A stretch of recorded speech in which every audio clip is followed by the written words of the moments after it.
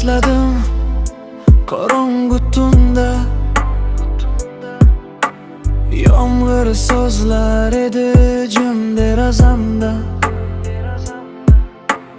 Ko'zlarim yo'lingni izlardi yana. Ketganing og'ridi yuragimda hamon. Seni esladim qorong'u tunda. Isming jarangladi yuragimda.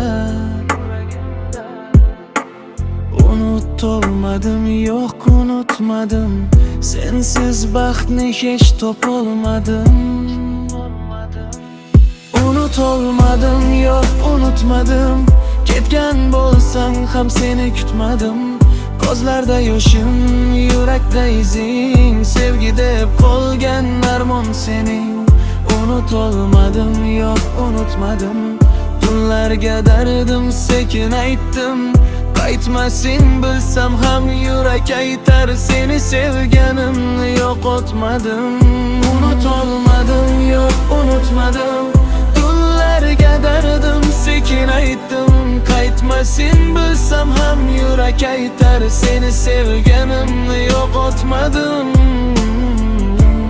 Kelasanmi? Kutdim seni necha vaqt. Yollar qarar ko'zlarimga. Qolib ketdim xotiralarda. Gulim, kelasanmi?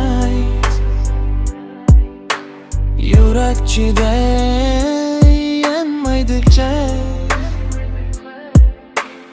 Unut dedim, unutmadim. Sensiz yashashni o'rgatmadim.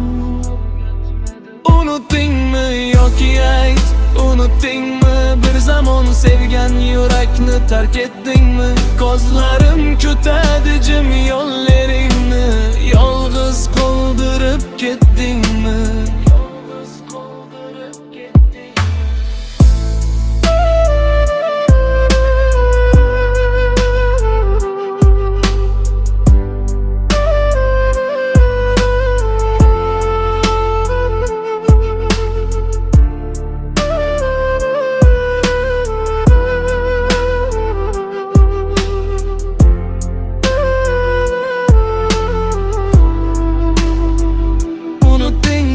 Yoki ayt, unutdingmi? Va'dalaring shamol bilan uchdimi?